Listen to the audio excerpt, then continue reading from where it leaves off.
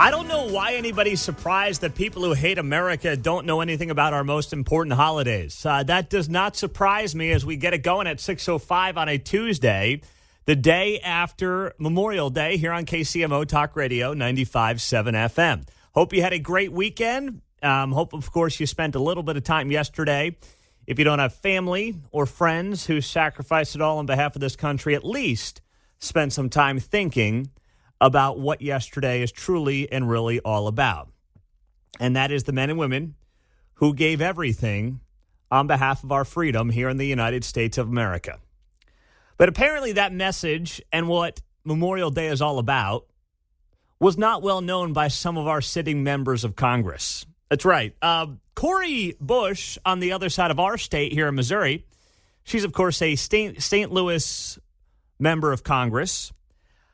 She posted this at 9:52 yesterday morning. Just in case you missed it, I know you had a slow start to your day. You tried to take a little breather from the news cycle. I understand it. But I couldn't help but notice Cori Bush and what she put up on social media yesterday. Quote, "This Memorial Day and every day, we honor our veterans in St. Louis." Okay, that's mistake number one. Then she goes on the right here. "We must invest in universal health care, affordable housing, comprehensive mental health services, and educational and economic opportunities for our veterans as we work to build a world free of war and violence." Who wants to let her know that Memorial Day is, not Veterans Day? So Cori Bush deleted this post, and another member of Congress, Ilhan Omar, up to our north there in Minneapolis, she also deleted her own post on X, where she wrote, quote, "On Memorial Day, we honor the heroic men and women who served our country." It's like copy and paste from Cori Bush. These are squad members. "We owe them more than our gratitude. They have more than earned access to quality mental health services, job opportunities, housing assistance, and the benefits they were promised." Who wants to let her know that it's very difficult to get a job opportunity when you're not alive? Who wants to let Cori Bush in the loop and Ilhan Omar in the loop on what Memorial Day is all about? And, there was understandably outrage over this yesterday, but then I sat back and I thought about it, and I'm like, why should we be surprised that people who hate America and everything that America stands for don't even understand what Memorial Day is all about? And the meaning of Memorial Day. It is not Veterans Day. It is not intended to be Veterans Day. It is a different holiday. It is to honor those who gave it all and sacrificed everything on behalf of their country, literally gave their lives. That's what Memorial Day is about. And that's why, it's the old adage, don't say Happy Memorial Day. Now, we're all guilty of it once in a while when we're not thinking straight, but it's not about a happy Memorial Day because that's not what the holiday is all about. But it is good to know and just get confirmation that we have members of Congress who cannot stand this country and also have no idea what Memorial Day is all about. So just know, and those people are right here in Missouri, too, with Cori Bush and Ilhan Omar, looking for mental health services and housing assistance for people who are 6 feet under. Great job. How about a slow clap for these goobers on a Tuesday morning here on KCMO? It's truly unbelievable. And the fact that they can't even drop the politics for a second on Memorial Day of all days, it's just unbelievable. Now, I know some people were also bent out of shape yesterday on Donald Trump and what he put up on his Truth Social post. Now, the best thing that Donald Trump has going for him is that nobody has Truth Social. Like, let's be honest. Nobody sees Trump's Truth Social posts unless they get reposted over to X or shared on TV or shared on Facebook. Like, nobody has Truth Social. I respect his push to Truth Social. I respect the fact that he's trying to lift that social media app, but nobody uses Truth Social. The only reason to have it is for Trump. And let's be honest, most of us just see it when it's posted to another social media platform. So Trump posted on his Truth Social yesterday, "Happy Memorial Day to all." So he makes a mistake right out of the gates there. "Including the human scum that is working so hard to destroy our once great country." And to the radical left, Trump-hating federal judge in New York that presided over, get this, 2 separate trials that awarded a woman who I never met before, a quick handshake at a celebrity event 25 years ago doesn't count, $91 million for defamation. Finally, we got a period here. All right, deep breath. Here we go. Continuing with this Truth Social post. "She did not know when the so-called event even took place, sometimes in the 1990s.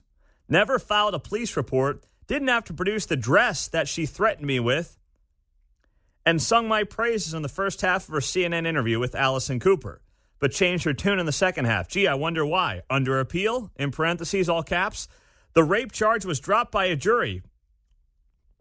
The New York State wacko judge who fined me almost $500 million, parentheses, all caps, under appeal, for all caps, doing nothing wrong. Used a statute that has never been used before, gave me, all caps, no jury, Mar-a-Lago, at $18 million, now." I don't even know what this means. What is going on here? That was Donald Trump on Truth Social yesterday. How about just thanks to those who sacrifice it all? Have a blessed Memorial Day. Can we save the trial for Tuesday, please? Now, I understand why some people are all bent out of shape by this. You know, I do. It's that kind of stuff that drives people nuts about Donald Trump. Meantime, Joe Biden putting up on social media, definitely not him, but one of his handlers. "Today we join our grief with gratitude. Gratitude to our fallen heroes, to their families, to the brave souls who continue to uphold the flame of liberty around the world. It is because of them, all of them, that we stand here today. We will never forget that."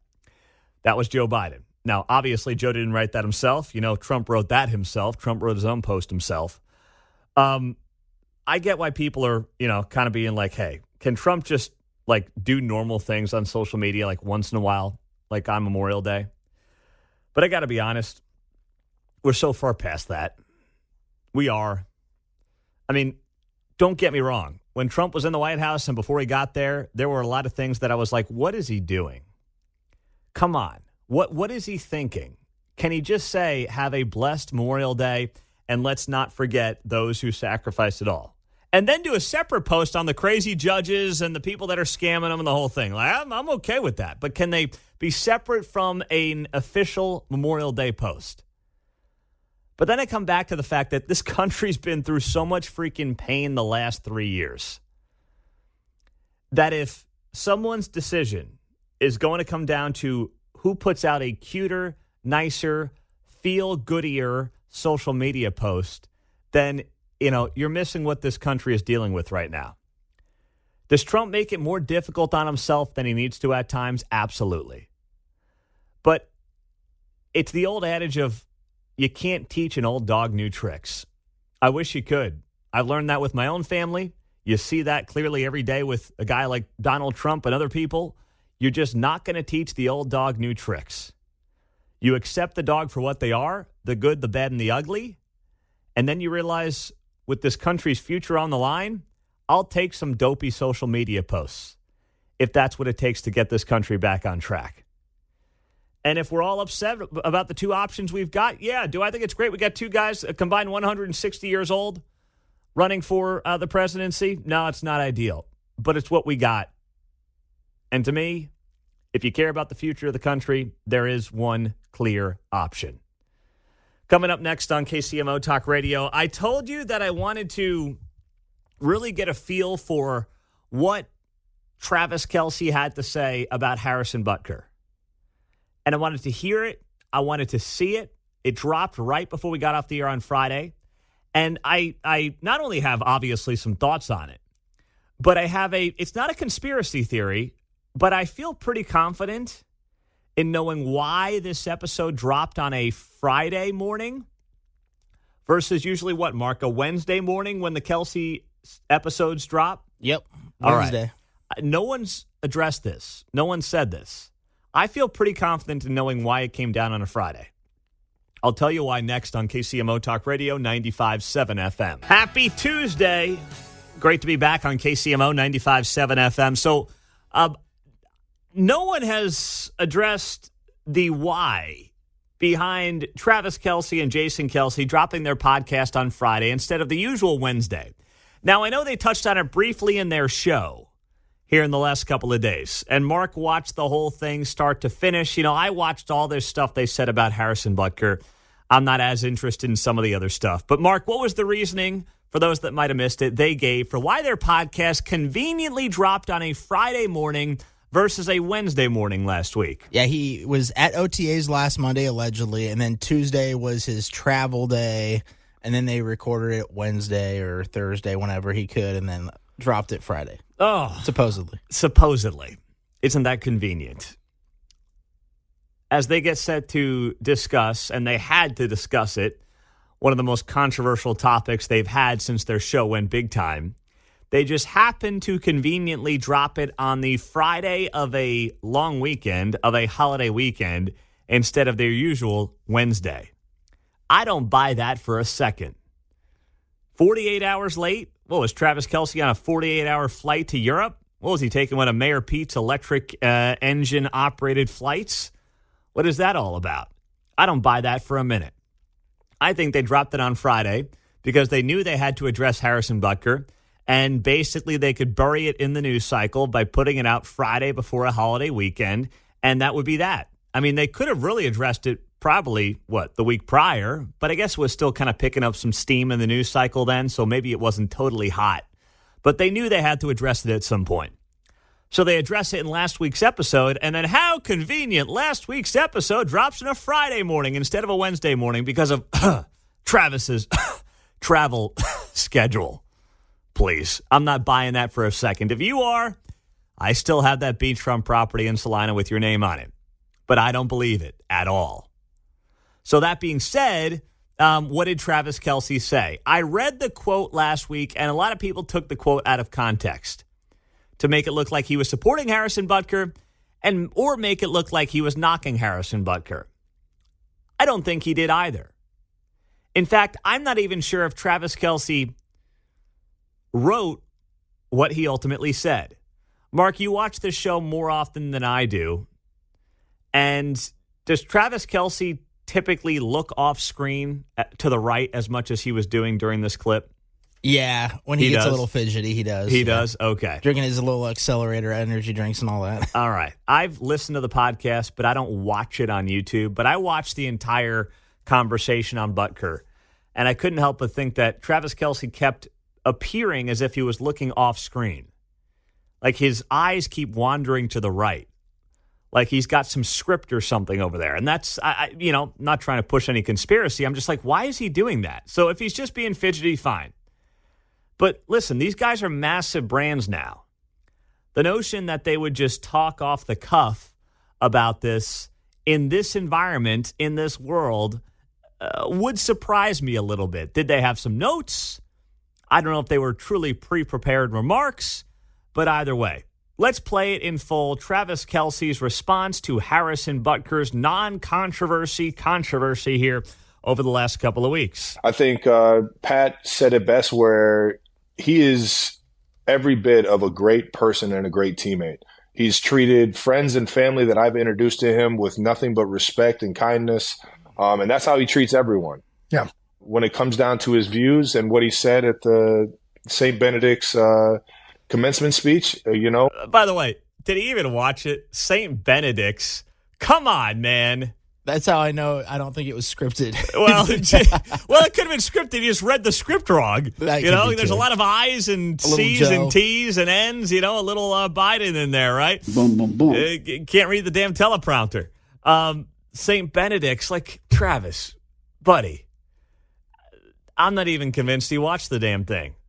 Yeah, the old St. Benedict speech. Come on, Travis. You kidding me here? Well, those are his. I can't say I agree with the majority of it or just about any of it outside of just him loving his family and his kids. And I don't think that I should judge him by his views, especially his religious views of how to go about life. That's just not who I am. I think I grew up in a beautiful upbringing of different social classes, different religions, different races and ethnicities in Cleveland Heights. And that's why I love Cleveland Heights for what it was. It showed me a broad spectrum, or just a broad view of a lot of different walks of life.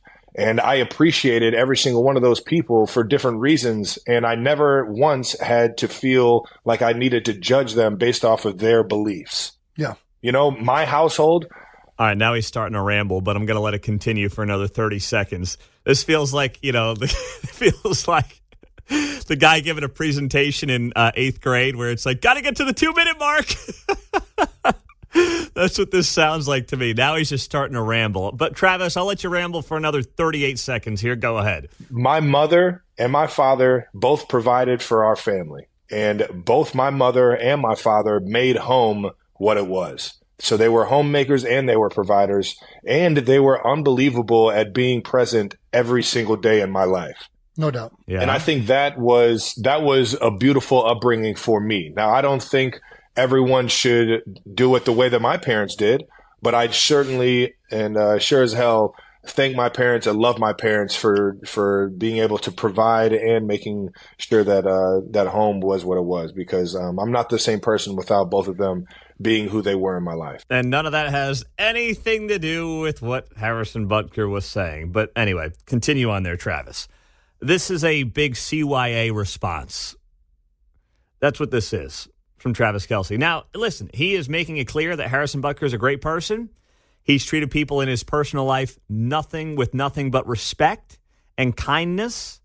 But then he goes on to say, I don't agree with the majority or really any of what he said. I would be curious to know what exactly he disagrees with. If we have anyone in sports media who's got any backbone in this town, when Travis Kelce addresses the media next time, they should ask that very question. What is it that Harrison Butker said that you specifically disagree with? You said you don't agree with any of it. What do you not agree with? And I would be curious to know the answer, because something would tell me his answer would show he probably didn't watch the whole damn speech. Well, to your point, last week he was Harrison Butker was addressing women initially, and then said the same thing to men. Yeah. Ergo, be parents. Yeah. Which then Travis Kelce was just lauding, I thought. So did you not understand that's kind of what he was saying? Yes. If you have parents in the house, you got a pretty good shot. Exactly. You got a mother that cares about you and the kids, and a father who also was present, which was part of Butker's message. Guess what? You got a great chance to succeed in life, whether it's in the NFL or anything else you can do or want to do professionally or personally. Like, Travis Kelce, in a roundabout way, made Harrison Butker's point. So thank you for that, Travis. Not sure if that's what you were going for, my man, but that's what you did, ultimately. So we've got much more. By the way, Harrison Butker did speak over the weekend for the first time. We'll get to that in the 7 o'clock hour. Coming up, bad news out of Westport. Again, we'll get you the latest next. So Friday morning at 9:30, Quentin Lucas held a press conference saying, hey, our homicides are down, and, let's have a safe Memorial Day weekend, everybody. And then, several people ended up getting shot, and I think it was 3 people the last I saw, although, the overnight numbers could be coming in, ended up getting killed over the weekend. Now, that's down from 7 who were killed Memorial Day weekend of 2023. So if you want to look at it from that perspective, I suppose you could say things are trending in the right direction. And yes, our homicides are down this year across Kansas City, Missouri proper, year to date, coming off of last year's record-setting year. That's good news. I mean, I'm happy about that. We should all be happy about that. Things are trending in the right direction, but they're still not good. And over the weekend, the most notable crime situation that took place was in Westport early Sunday morning, where 6 people were shot, 1 was killed. And the person who was killed was identified as Jaquan Robinson, who was shot by a Westport security officer. And what we know right now, it was about 1:20 in the morning. Officers in the Westport Entertainment District said they heard multiple gunshots and rushed towards the sound. As they approached, they said they found several shooting victims near the intersection of Westport Road and Broadway Boulevard. First responders treated 5 victims. They were taken to nearby hospitals with non-life-threatening injuries. A 6th person, later identified as Jaquan Robinson, was found unresponsive and later pronounced dead at the hospital. On Monday morning, yesterday, KCPD indicated Robinson was actively shooting when Westport security arrived on scene and the security officer fired shots that ultimately struck Jaquan Robinson. The security officer was a Westport security guard and not a police officer, per KCPD. So remember, Westport, if you haven't been in a while, it's been a source of controversy in some sectors, I guess you would say, of Kansas City. They've got their own security. So they pay, the businesses there pay to have security checkpoints in and around the bars and restaurants. And that's great, but things can still happen outside of those security checkpoints. And in the business owners I spoke to just over the last couple of days, they indicated that what happened took place outside of the area where they typically have the security. So listen, if you're going to do something bad, you're just not going to do it inside of the security checkpoints, and that's exactly what happened. But regardless, this is a huge problem for Westport. They can have all the security they want. But who the hell in their right mind is going there on a big Friday, Saturday night? Who's going to go down? I mean, we've been, living here now over 6 years. Now, I get it. A lot of those years have involved little kids. So I'm not going out as much as, I would have been going out pre-kids, or maybe what I'll be going out in 5 or 10 or 15 years. Although by then I'm just going to be like, hey, I'll sit on the couch. I'll be fine. I don't need to be going out and partying at 1 a.m. Woo! No, I'm good. But you really, I could get a free meal voucher right now to someplace down in Westport, and I don't think I'd use it. Would you? If I gave you $50 free, nice restaurant down in Westport. You can't go for lunch, by the way. You got to go down for dinner on a Friday or a Saturday night. Reservation 8, 9 o'clock at night. You going? I'm not. And, I kind of feel bad saying it, but then again, I really don't. You could not pay me to go down there on a hot Friday or Saturday night to go eat or drink or, frankly, do anything. I'm just not going to do it. And I know the business owners are doing everything in their power to try to keep the area safe. But, I've got too many places I can go and not even think twice about, gunshots, hearing gunshots, dealing with gunshots, getting shot at or shot near, that I'm not going down to Westport. I'm not doing it. I would go down and meet somebody for lunch. That's about it. And that's why the city's got itself a major problem on its hands. And the entertainment districts in general do right now. We've talked about the plaza. We've talked about some of the issues down at Power and Light. And, of course, Westport has been dealing with this for far too long, even with their own security. So Channel 9 KMBC had some good reporting down there the day after. So this was Sunday into Monday. KMBC speaking to people who were down in the area of the shooting from Saturday night, Sunday morning. And here's how it went. Across Westport Road, this balcony is part of Skylar Rao's apartment. I was just kind of startled awake by multiple loud gunshots. They sounded really close. KCPD says a Westport security officer responded to gunfire from the now dead man, Jaquan Robinson. They detained the security officer for questioning, but then released him. 5 people other than Robinson were hurt. Clark and Heather Malenik decided to do a walking tour today. The couple first moved to Kansas City in 1985 and are concerned about the growing gun violence. I think it's a problem that's bigger than Westport. It's a problem that's all over the country. It's just very sad. It breaks my heart. And what can we do about it? I have no idea. It's very scary to think about that that's happening in general, let alone so close to me. Heart of Westport Chair Tom Platt says he plans to speak to Mayor Quinton Lucas. Platt believes Westport isn't getting enough protection.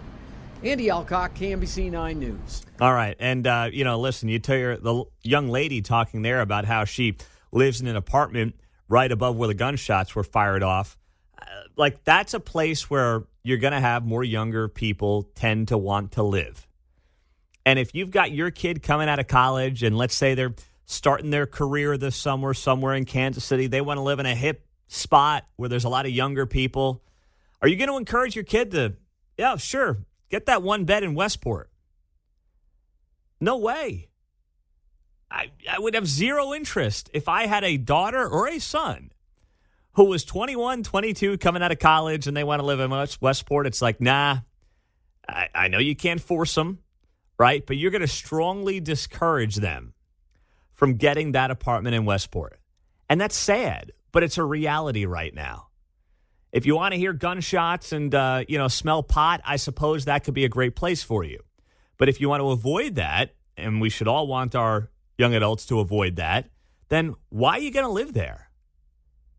So this has impacts of not just the restaurants and the bars, but of the landlords, of the area tenants as well, who are going to suffer from this. And, for the folks down in Westport to say, hey, we got to get to the mayor's office and get some more security down here. Yeah, you do, but guess what? Get in line. The city rolled out its plan for the plaza. They're going to have more security down there, more police presence down there this summer.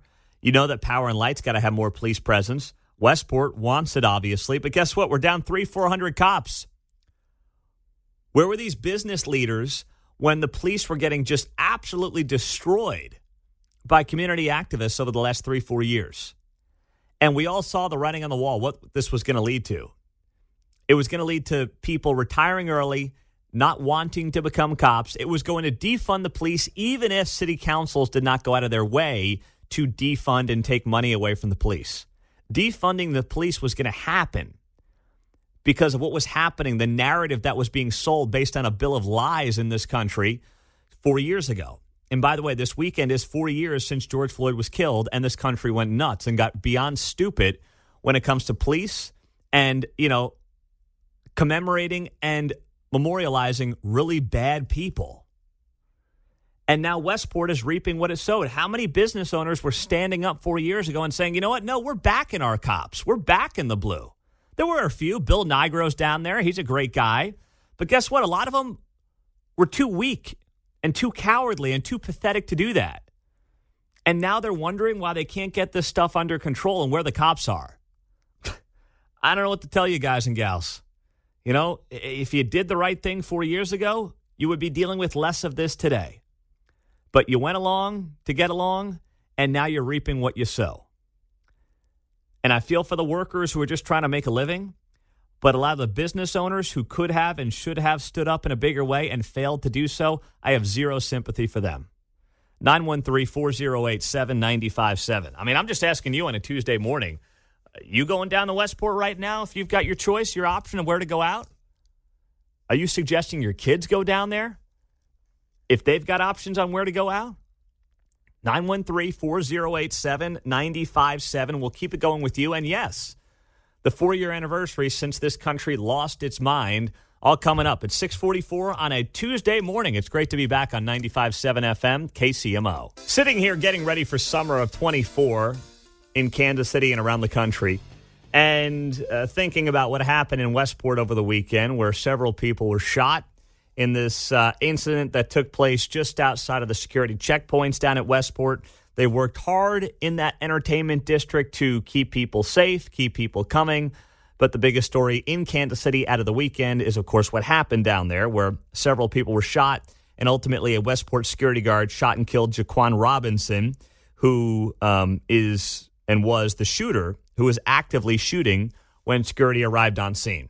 And by the way, Jaquan Robinson, 24 years old, was killed on his birthday. May 26th, Sunday, he turned 24, and an hour and 20 minutes into his birthday, he's actively shooting down in Westport, and then he gets killed. And, this story has become, unfortunately, far too common here in Kansas City. I mean, we've dealt with two of the highest years of homicides in this city's history since 2020. One was in 2020, and then, of course, we topped it last year with 183 homicides. So we sit here 4 years after George Floyd was killed. It was 4 years ago this past weekend that George Floyd was killed up in Minneapolis. And this country went nuts. This country went nuts in a lot of respects.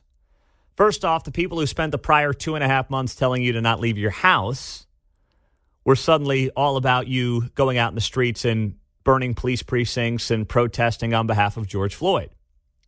It's amazing how that works. COVID to them I guess, would know that if you were protesting for something they believed was morally just, you wouldn't catch it, right? Or something like that. We got told by the most powerful people in the country to not leave our homes, and then George Floyd gets killed, and people are rioting in the streets. And no one's saying anything about COVID anymore. It's amazing how that works. Now, they were, once you get to the fall, and they wanted to keep kids out of school. But when it came to protesting on behalf of George Floyd, they said, do what you got to do. So over the last 4 years, what we've seen, and what will take us a generation to dig out of, if we can ever dig out of it, is the way that we have discouraged people from becoming law enforcement officers.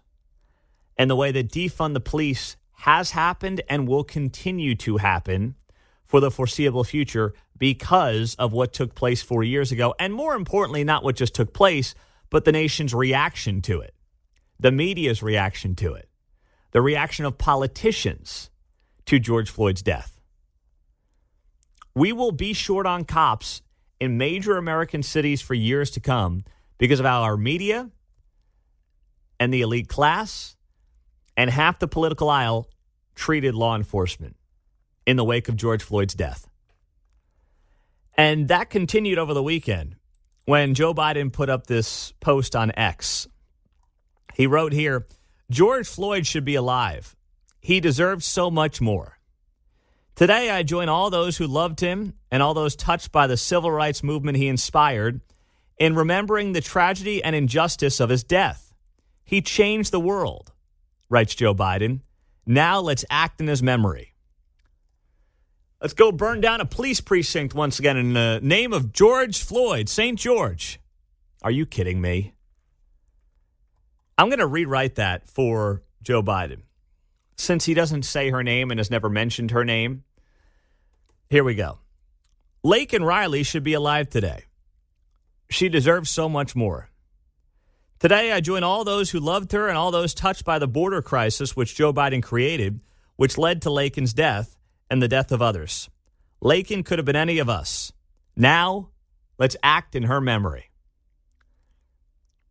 Since Joe Biden can't say Laken Riley's name, the University of Georgia student who was killed by an illegal immigrant several weeks ago while she went out for a run, I guess we'll have to do it for him.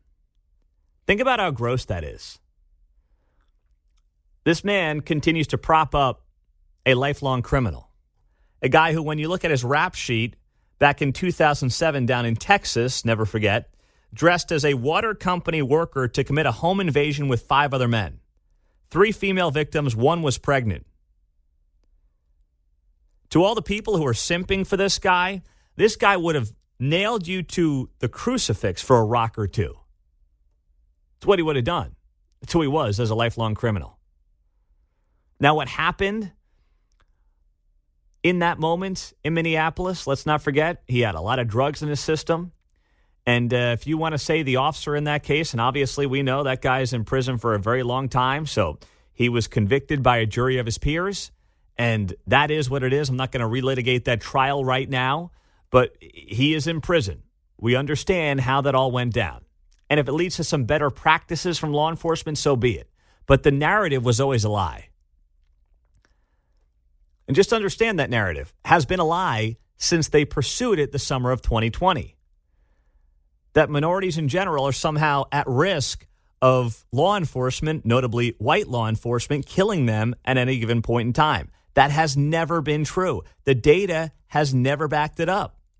And we've been the only ones here, at least in Kansas City, who have been able to tell you that and willing to tell you that and willing to actually break down the numbers for you when you look at it. From a standpoint of, who's getting shot, people who don't have guns on them getting shot by law enforcement, the numbers are incredibly low. It's not even close. You look at unarmed people getting shot by the police this year. I'm looking at the Washington Post database, okay? The number of people shot and killed by police who have been unarmed this year. We're halfway through the year. The number is 55. If you want to break it down by race, let's go through the numbers here. Black, let's see, 1, 2, 3, 4. 4 people this year. Black, unarmed, shot by police. Like, what more do you need? That's your number.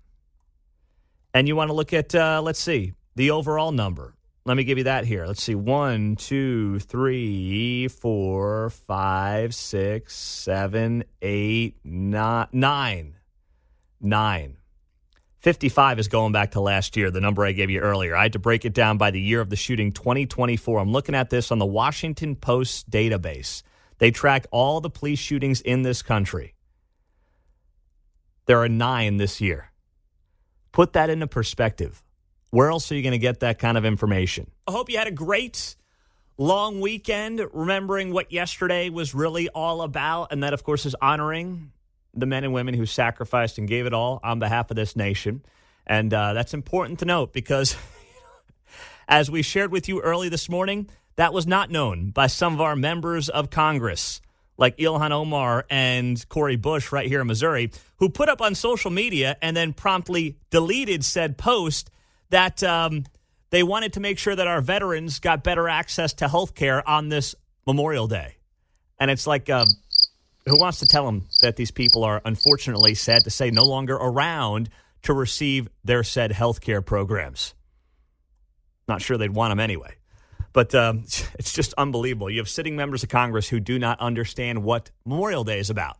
And then you have other people who don't understand basic economics. So let's get into that here for a few minutes. The Sunday shows, I don't spend a lot of time on them, but when there are viral clips, I will share them with you. And this was one of those viral clips from CBS, Face the Nation, over the weekend. Mayor Pete, who was just in Kansas City in the last week or so, visiting with Mayor Lucas. They were apparently talking about transportation since Mayor Pete, choo-choo, is now the transportation secretary. He went on CBS's Face the Nation and was asked by Margaret Brennan a very good question. Why do you guys keep promoting these electric vehicles and creating subsidies for these electric vehicles when it's very clear the marketplace has told you that they don't want them? Despite them basically paying you to buy one, you and I, the regular everyday American and Kansas Cityan, do not want them and or can't afford them. It's a great question, and here's what Sweet Pete had to say. Donald Trump repeatedly talks about President Biden's decision to force the industry towards making 56% of car batteries electric by 2032, 13% hybrid. Listen to what he said in New Jersey recently. Do you notice he's trying to save the electrical vehicle, but not the gas-powered, which is the vehicle that everybody wants. They're going crazy with the electric car, costing us a fortune. We're spending hundreds of billions of dollars subsidizing a car that nobody wants and nobody's ever going to buy. He's not wrong. Oh, he's on wrong. The purchasing. He's not. Of the 4 million vehicles purchased, 269,000 electric vehicles were sold in the U.S. market. It's up like 2%. Every single year, more Americans buy EVs than the year. Well, this is really important. More quickly. Every single year, more Americans buy EVs than the year prior. So that's his reasoning. 6% are EVs right now, despite the fact that they're begging you with tax credits and everything else under the sun. They are begging you to buy these electric vehicles. They are incentivizing you to buy these electric vehicles. And right now, about 6% of you want them. And yeah, okay, it's 2% more year over year. Is that really robust growth when you look at the car market? If you are incentivizing people to do something and they're doing it at a 2% higher rate than they previously were, and it's still 6% of the total market, would you call that a major success? I don't know how you could. At some point, you got to say, maybe people don't want these because in part they're not practical for millions of Americans.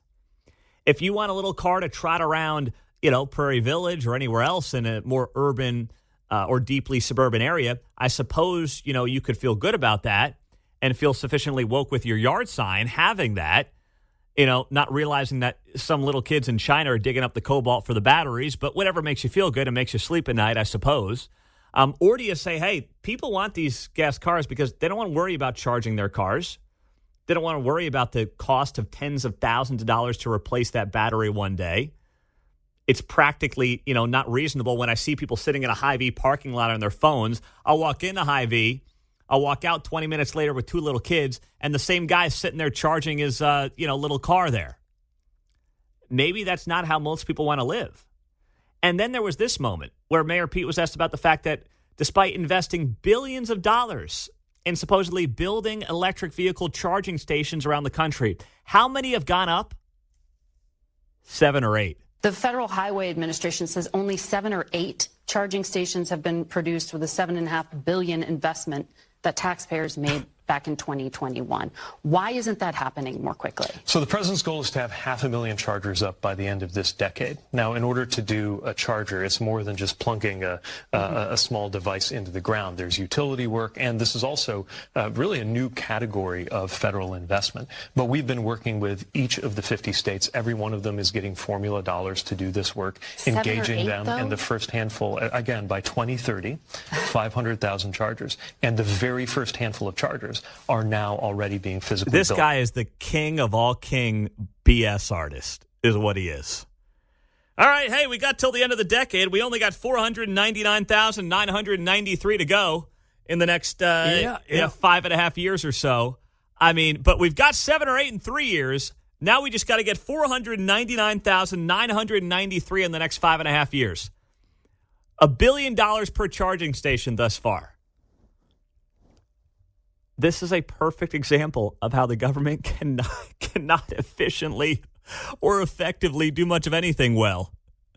Oh, my goodness. Can we just let Elon Musk follow the private sector wants and needs and leave the government out of it, please? Is that too much to ask? Apparently it is.